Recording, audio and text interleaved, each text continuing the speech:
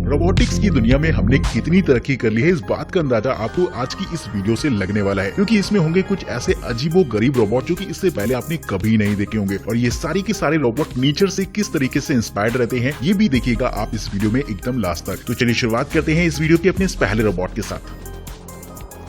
Number 10, spot robot.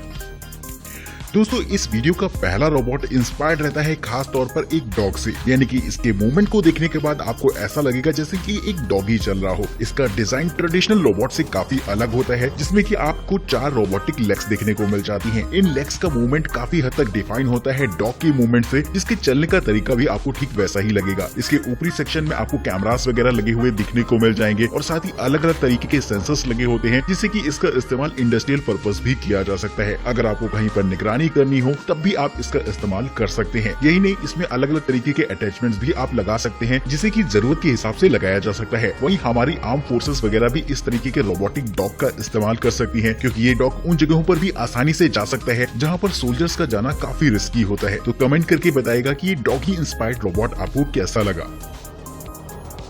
Number 9, Titan बोआ snake robot.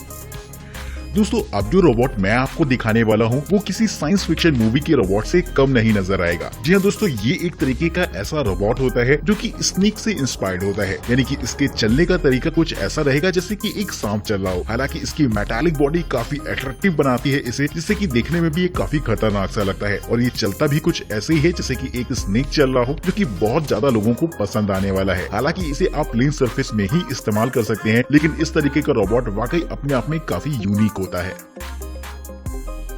Number 8, Sophie robotic fish. पानी के अंदर fishes का होना बहुत कॉमन सी बात है, लेकिन कभी आपने एक ऐसे रोबोट को एज्यूम किया है जो कि एक फिश की तरह पानी में रहता हो? जी हाँ दोस्तों, ये रोबोट कुछ ऐसा ही होता है जिसे कि खास तौर पर पानी के अंदर काम करने के लिए बनाया गया है। देखने में ये आपको एक आर्टिफिशियल फिश जैसी लगेगी, जिसका साइज भी काफी कॉम्पैक्ट सा होता है, जिसमें कि आपको कैमरास वगैरह लगे हुए दिखने को मिल जाएंगे, जिससे कि आप रिमोट कंट्रोल से इजिली कंट्रोल कर सकते हैं। ये सारी सिचुएशन को लाइव स्ट्रीम कर सकता है आपके मोबाइल फोन पर भी, जिससे कि आप देख सकते हैं कि आपकी ये रोबोटिक फिश कहाँ पर है। यही नहीं दोस्तों, इसका जो स्विमिंग पैटर्न होता है वो फिश से इंस्पायर्ड रहता है, जिससे कि उन जगहों पर भी आसानी से जा सकती है जहां पर किसी भी तरीके के रोबोटिक ड्रोन का पहुंचना लगभग नामुमकिन होता है। लेकिन ये आर्टिफिशियल फिश काफी हद तक कैपेबल होती है ऐसी जगहों पर भी जाने के लिए। तो अंडर वाटर फोटोग्राफी के लिए इस तरीके की रोबोटिक फिश को इस्तेमाल किया जा सकता है। Number 7, bionic wheel bot.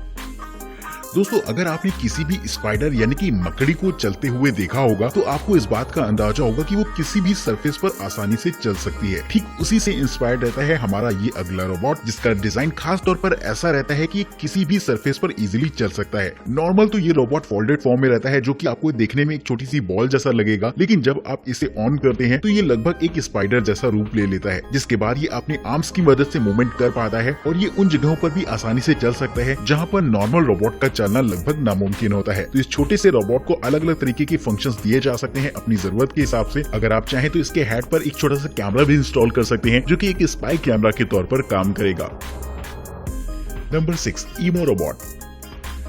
दोस्तों अब मैं आपको एक ऐसा टॉय रोबोट दिखाने वाला हूं जो कि काफी सारे इंटेलिजेंट फीचर्स के साथ आता है। ये एक तरीके का स्मार्ट एआई रोबोट होता है, जिसमें कि काफी सारे फंक्शंस आपको देखने को मिल जाएंगे, जिससे कि आप अलग अलग तरीके के क्वेश्चन आंसर कर सकते हैं। साथ ही आप अपने घर के स्मार्ट एप्लायंसेस को भी कंट्रोल कर सकते हैं केवल एक वॉइस कमांड पर। दिखने में ये रोबोट काफी नॉटी सा लगता है, जहाँ पर आपको 2 लेग्स दिखने को मिल जाएंगी और साथ ही एक छोटी सी डिस्प्ले रहती है जहाँ पर आपको अलग अलग तरीके के इमोशंस भी देखने को मिलेंगे। ये आपके सवालों का जवाब भी बहुत शार्पनेस के साथ देता है और आपको अच्छा खासा एंटरटेन भी करता रहेगा। वहीं दोस्तों अगर आप चाहें तो इस रोबोट के साथ काफी सारे गेम्स भी खेल सकते हैं, जिससे कि बच्चों को ये काफी इंटरेस्टिंग लगने वाला है। और इसमें काफी सारे एडवांस सेंसर्स भी इनबिल्ट होते हैं, जिससे कि ये आपके आसपास की आवाजों को सेंस कर लेता है और अगर आप इसके आसपास कोई मूवमेंट करते हैं तो ये उसका भी पता लगा लेगा। इसमें एक छोटा सा कैमरा भी इनबिल्ट होता है, जिससे कि आप फोटोग्राफी भी कर सकते हैं, यानी कि अगर आप इसे एक पिक्चर लेने के लिए कहते हैं तो ये उसमें भी कैपेबल रहता है। तो इस कमाल के फंक्शंस के साथ ये बेहद छोटा सा टॉय रोबोट रहेगा, जो कि बच्चों के साथ साथ आपको भी बेहद इंटरेस्टिंग लगेगा। नंबर 5, आइबो।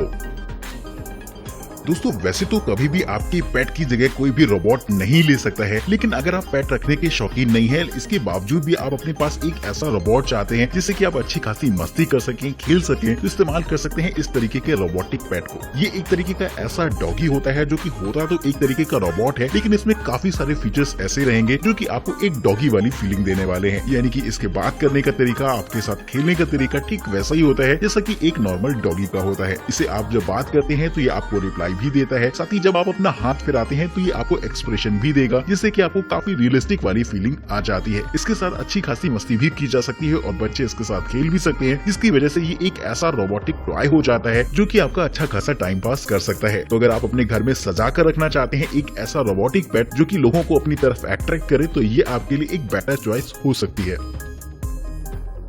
नंबर 4, अर्थ robots.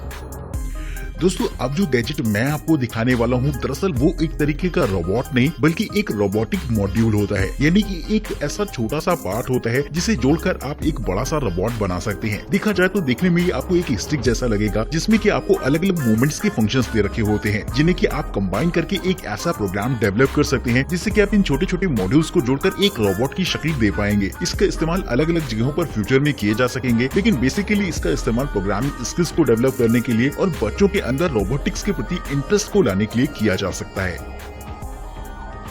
Number 3, MX Phoenix hexapod robot.